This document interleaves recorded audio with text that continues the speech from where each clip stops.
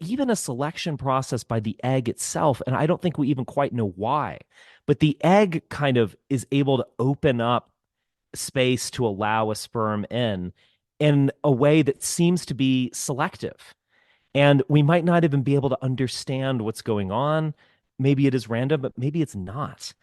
And so there's all of the selection. Now, that latter thing that I mentioned does, of course, take place with IVF. If you're just simply pouring sperm or semen into, a petri dish, et cetera. But that the journey there does not take place.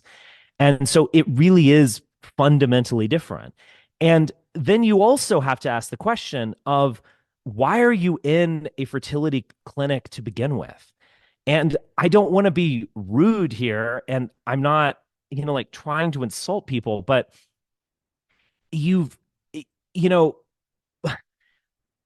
for most of human history, like it was almost too easy to have children. It was like you you knocked someone up and you didn't mean to, or some situation like that.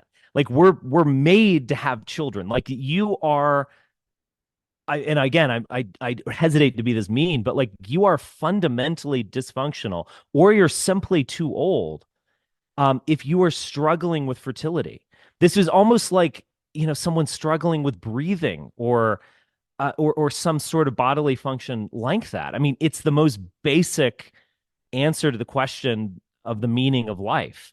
And the idea that we're going to use technology precisely to allow those people to perpetuate themselves, I think is troubling and is something that we should at least contemplate. And so even when because I did some research on this, and I watched there's some videos on YouTube that are actually produced by fertility clinics themselves. So you should probably take those with a grain of salt. But there is also some study from 10 years ago that there's significant higher rate of birth defects.